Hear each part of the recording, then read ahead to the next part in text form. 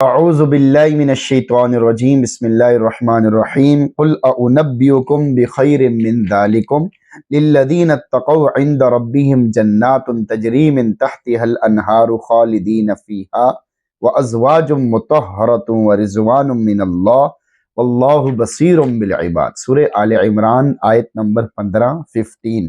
اے لوگو، تمہارے لیے یہ چیزیں بہرحال بہتر ہیں۔ قل اعنبئکم بخیر من ذالکم، کہہ دو کیا میں تمہیں وہ چیز بتاؤں جو ان سب سے کہیں بہتر ہیں، یعنی اے لوگوں کیا میں تمہیں وہ چیزیں بتاؤں جو پچھلی آیت میں چیزیں بتائی گئی ہیں ان سے اور اس کے علاوہ تمام چیزوں سے کہیں بہتر ہیں۔ بطور سوالیہ انداز اس وجہ سے فرمایا گیا تاکہ شوق بڑھ جائے اور مشتاق طبیعتیں اس کی طرف متوجہ ہو جائیں۔ للذین اتقوا عند ربہم، پرہیزگاروں کے لیے ان کے رب کے پاس جنات تجری من تحتها الانہار خالدین فیہا، ایسے باغات ہیں جن کے نیچے نہریں بہتی ہیں، جن میں وہ ہمیشہ ہمیشہ رہیں گے۔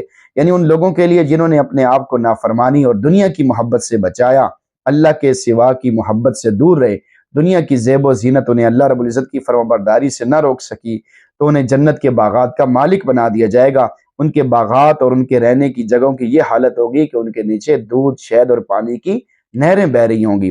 وہ جنت میں ہمیشہ ہمیشہ کے لیے رہیں گے، نہ تو موت آئے گی، نہ انہیں وہاں سے نکالا جائے گا، اور نہ ہی ان کو جنت سے نکلنے کا کبھی خیال آئے گا۔ وازواج مطہرہ، اور پاکیزہ بیویاں ہیں، یعنی ایسی بیویاں ہیں جو ہر اس چیز سے پاک ہیں جس سے گھن آتی ہے، یعنی وہ ہر قسم کی ظاہری گندگی سے بھی پاک ہیں جیسے حیض، نفاس، بول براز وغیرہ، اور معنوی گندگی سے بھی پاک ہیں جیسے برے اخلاق، عادات وغیرہ۔ ایک اور مقام پہ اللہ تعالیٰ فرماتے ہیں فیہن قاصرات الطرف لم یطمثہن انس قبلہم ولا جان، ان باغوں میں وہ نیچی نگاہ والیاں ہوں گی جنہیں ان جنتیوں سے پہلے نہ کسی انسان نے چھوا ہوگا نہ کسی جن نے چھوا ہوگا۔ اور سورہ واقعہ میں ہے وحور عین کامثال اللؤلؤ المکنون جزاء بما كانوا يعملون، اور جنتیوں کے لیے جنت میں بڑی بڑی آنکھوں والی حوریں ہیں، ایسی جیسے چھپا کر رکھے ہوئے موتی، یہ سب بدلہ ہوگا ان کاموں کا جو وہ کیا کرتے تھے۔ اللہ رب العزت نے جنت کی نعمتیں بیان کرتے ہوئے آخر میں ایک ایسی نعمت کا ذکر فرمایا ہے جو تمام نعمتوں سے بڑی نعمت ہے، اس سے بڑی نعمت کا تصور ہی نہیں کیا جا سکتا۔ وَرِضْوَانٌ مِّنَ اللَّهِ، اور اللہ کی رضامندی بھی ہے، یعنی اللہ رب العزت جنتی لوگوں کو ہمیشہ ہمیشہ کے لیے اپنی رضا، خوشنودی والی نعمت عطا فرما دیں گے جو تمام نعمتوں سے بڑی نعمت ہے۔ نبی اکرم صلی اللہ علیہ وسلم نے فرمایا اللہ جنتیوں سے مخاطب ہو کر ان سے فرمائے گا اے اہل جنت، وہ کہیں گے لبیک ربنا وسعدیک، اے ہمارے رب ہم آپ کی خدمت کے لیے بار بار حاضر ہیں، ہر قسم کی بھلائی تیرے ہاتھ میں۔ اللہ تعالیٰ فرمائے گا کیا تم راضی ہو گئے؟ جنتی عرض کریں گے اے ہمارے رب ہمیں کیا عذر ہے کہ ہم راضی نہ ہوں، حالانکہ تو نے ہمیں وہ نعمتیں عطا فرمائی ہیں جو تو نے اپنی مخلوق میں سے کسی ایک کو بھی عطا نہیں فرمائی۔ اللہ تعالیٰ فرمائے گا کیا میں اس سے بہتر چیز تمہیں عطا نہ کروں؟ جنتی کہیں گے اے ہمارے رب اس سے بہتر کون سی چیز ہے؟ اللہ تعالیٰ فرمائیں گے احل علیکم رضوانی فلا اسخط علیکم بعدہ ابدا، میں اپنی رضا تم پر نازل کر رہا ہوں، اب اس کے بعد میں تم سے کبھی بھی ناراض نہیں ہوں گا۔ واللہ بصیر بالعباد، اللہ تمام بندوں کو اچھی طرح دیکھ رہا ہے، یعنی اللہ رب العزت اپنے بندوں کے تمام اعمال کو دیکھ رہا ہے، وہ ان کے خفیہ احوال کو جانتے ہیں، ان کے دل کے خیالات سے بھی واقف ہے۔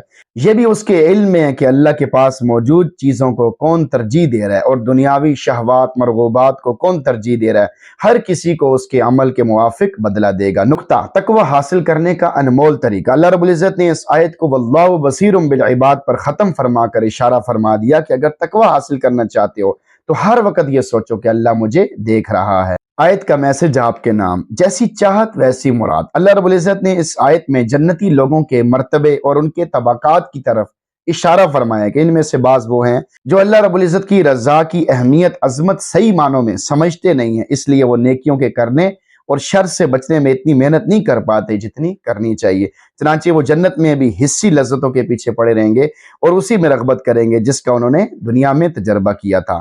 ان میں سے دوسرے وہ ہیں جن کی سوچ بھی اعلیٰ ہے، فکر بھی اعلیٰ ہے، وہ اپنے رب کے قرب کو بہت بڑی دولت سمجھتے ہیں اور اسی کی ہر وقت تمنا رکھتے ہیں اور اس کو اپنی انتہائی سعادت سمجھتے ہیں، تو اللہ تعالیٰ بھی انہیں اپنی رضا بھی عطا فرمائے گا اور اپنا دیدار بھی عطا فرمائے گا۔ سرے طور ہو سرے حشر ہو ہمیں انتظار قبول ہے، وہ کبھی ملیں کہیں ملیں، وہ کبھی صحیح وہ کہیں صحیح، اللہ تعالیٰ ہم سب کو اپنا خصوصی دیدار نصیب فرمائے اور دنیا میں اللہ کی محبت کو ساری محبتوں سے اوپر کرنے کی بھی توفیق نصیب فرمائے۔ نمبر 2، نعمتوں کے درجات۔ محدث شہیر علامہ ملا علی قاری رحمۃ اللہ علیہ فرماتے ہیں کہ اس آیت میں اللہ رب العزت نے اپنی نعمتوں کے مراتب بھی بیان فرما دیے۔ چنانچہ نعمتوں کا سب سے ادنا درجہ دنیاوی زندگی کا سامان ہے، اور درمیانی درجہ آخرت کی نعمتیں ہیں، اور سب سے بلند برتر سب سے اعلیٰ درجہ رضائے مولا ہے، اللہ کا راضی ہو جانا۔ اسی وجہ سے اکابرین فرماتے ہیں جو آدمی جنت اور اس کے حصول کی امید رکھتا ہے وہ اسے مل جائے گی اور بالآخر وہ وہاں پہنچ کر رہے گا، اور جو اللہ رب العزت کی رضا خوشنودی کو دیکھنا چاہتا ہے اور اسی کا طالب رہتا ہے تو اسے رضائے الہی عطا فرما دی جائے گی۔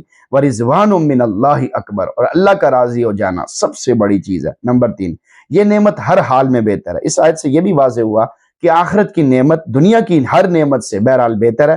اس کا یقین پیدا کرنے کی پوری کوشش کرنی چاہیے تاکہ وہ آخرت کی نعمتیں آسانی سے مل سکیں۔ نمبر 4، جنت مگر کیسے؟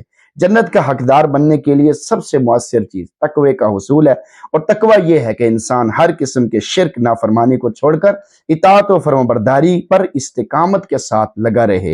نمبر 5، آسان تقوی کے لیے تجربہ شدہ دعا۔ مشائخ کی یہ تجربہ شدہ دعا ہے، جو اس دعا کو کثرت سے مانگتا رہتا ہے اللہ تعالیٰ اس کو تقوی کے کمالات عطا فرما دیتے ہیں۔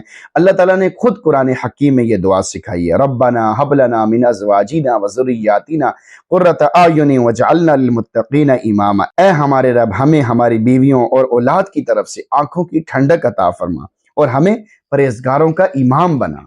اس دعا کو کثرت سے پڑھتے رہیں تو اللہ تعالیٰ آپ کو بھی متقی بنا دیں گے، آپ کے دل میں بھی اپنا شوق پیدا فرما دیں گے، آپ کے دل میں بھی اپنا خوف پیدا فرما دیں گے۔ تو اس آیت میں اللہ تعالیٰ نے اپنی خصوصی نعمتوں کو بیان فرمایا ہے، جنت کی نعمتوں کو بیان فرمایا ہے، اور پھر اس کے بعد سب سے بڑی نعمت اپنی رضا والی نعمت کو بیان فرمایا ہے کہ اللہ کی رضا سب سے بڑی چیز ہے۔ ہمیں اس کی فکر کرنی چاہیے کہ بس اللہ راضی ہو جائے۔ نماز کیوں پڑھتے ہیں؟ اللہ راضی ہو جائے۔ قرآن کیوں پڑھتے ہیں؟ اللہ راضی ہو جائے۔ روزے کیوں رکھتے ہیں؟ اللہ راضی ہو جائے۔ قربانی کیوں کرتے ہیں؟ اللہ راضی ہو جائے۔ والدین کا احترام کیوں کرتے ہیں؟ اللہ راضی ہو جائے۔ صدقہ کیوں کرتے ہیں؟ اللہ راضی ہو جائے۔ زکوٰۃ کیوں دیتے ہیں؟ اللہ راضی ہو جائے۔